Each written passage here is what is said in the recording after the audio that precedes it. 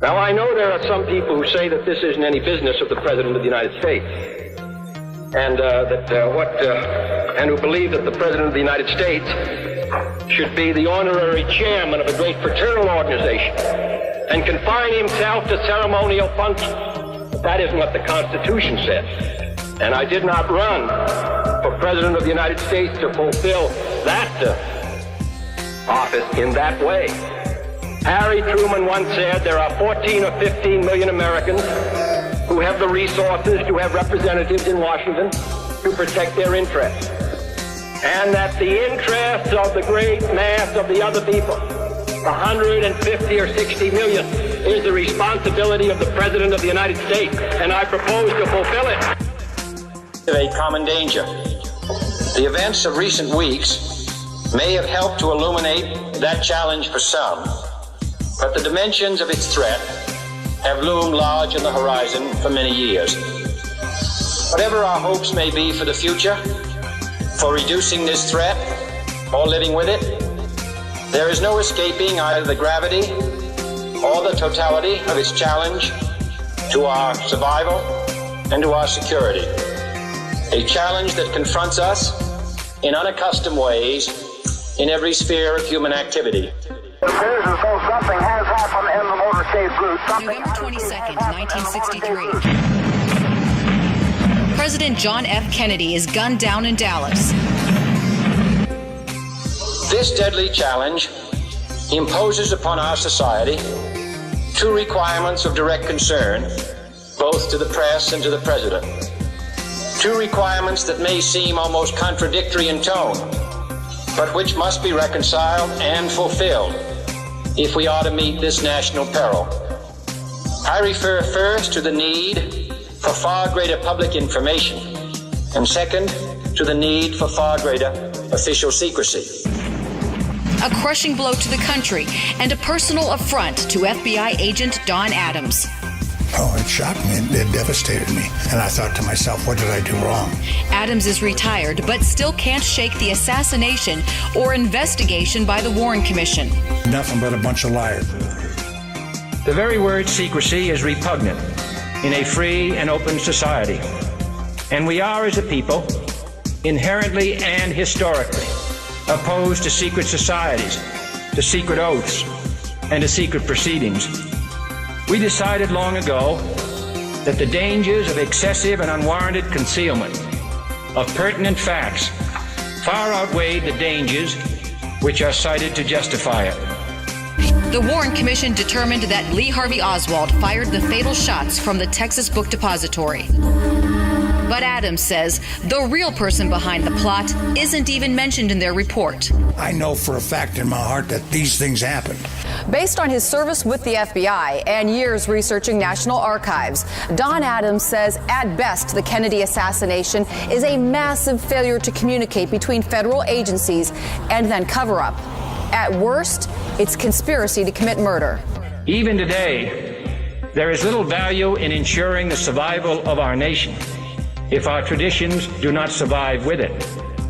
And there is very grave danger that an announced need for increased security will be seized upon by those anxious to expand its meaning to the very limits of official censorship and concealment.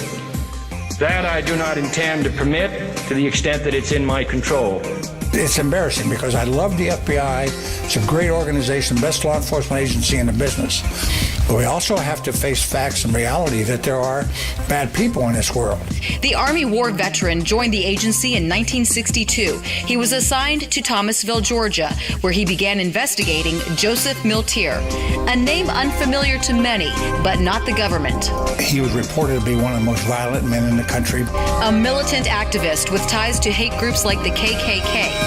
November 1963, an FBI informant named William Somerset said Miltier was threatening JFK. Saying bad things about what they wanted to do to Kennedy.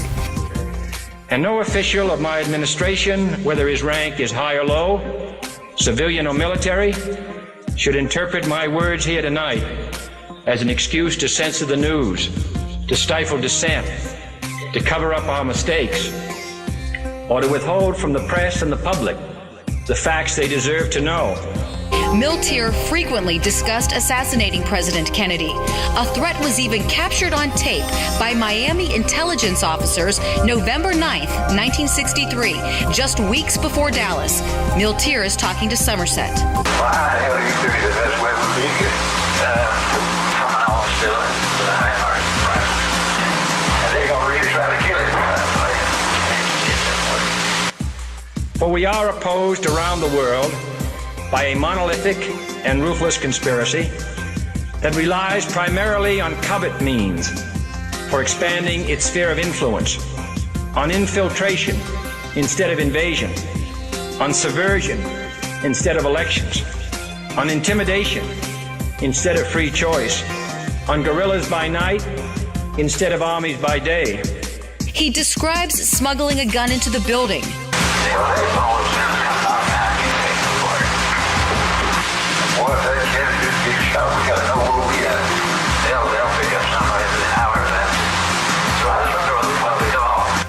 It is a system which has conscripted vast human and material resources into the building of a tightly knit, highly efficient machine that combines military, diplomatic, intelligence, economic, scientific, and political operations. Its preparations are concealed, not published. Its mistakes are buried, not headlined. Its dissenters are silenced, not praised. No expenditure. I should have stopped the president from traveling instantly. It didn't, and November 22nd, Miltier is photographed near the motorcade moments before the assassination. They messed up, and all the other agencies messed up. Is there any way Lee Harvey Oswald could have killed John F. Kennedy? No. Had nothing to do with it. Miltier is questioned, no rumor is printed, no secret is revealed. No president should fear public scrutiny of his program, for from that scrutiny comes understanding, and from that understanding comes support or opposition, and both are necessary. I am not asking your newspapers to support an administration, but I am asking your help in the tremendous task of informing and alerting the American people, for I have complete confidence.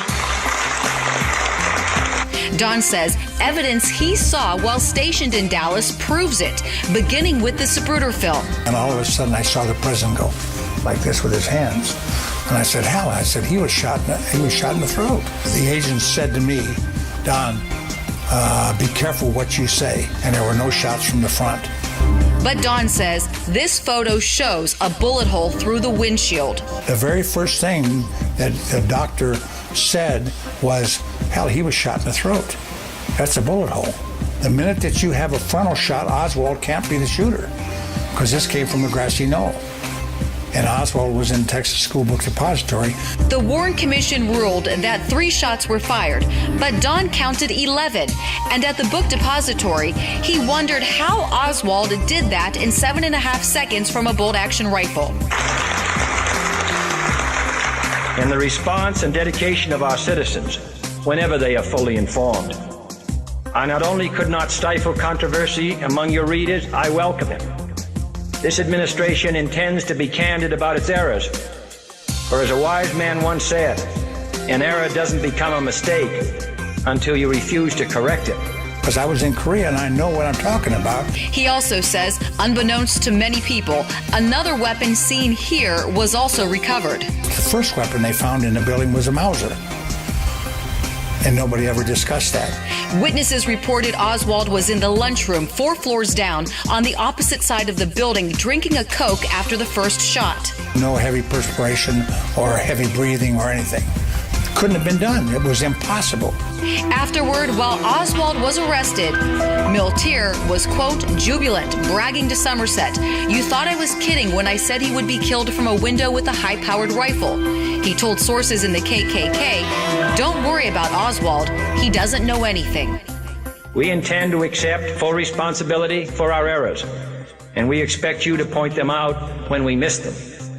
Without debate, without criticism, no administration and no country can succeed, and no republic can survive. That is why the Athenian lawmaker Solon decreed it a crime for any citizen to shrink from controversy. And that is why our press was protected by the First Amendment, the only business in America specifically protected by the Constitution. All this stuff bothers me. Upsetting to many people, in 1976, the U.S. House of Representatives Select Committee on Assassinations was established. They determined a shot was fired from the grassy knoll and, in summary, believed, quote, on the basis of evidence available, President Kennedy was probably assassinated as a result of a conspiracy, though they were unable to identify the other gunmen. Was Joseph Miltier involved or someone else? Don thinks time will tell, but it's also running out. I mean, when we die off, when we're gone, there's not going to be anybody who's going to sit here and tell you these things. I hope the truth gets told, whatever it is. Not primarily to amuse and entertain, not to emphasize the trivial and the sentimental, not to simply give the public what it wants, but to inform, to arouse, to reflect, to state our dangers and our opportunities, to indicate our crises and our choices, to lead, mold, educate, and sometimes even anger public opinion. This means greater coverage and analysis of international news, for it is no longer far away and foreign, but close at hand and local.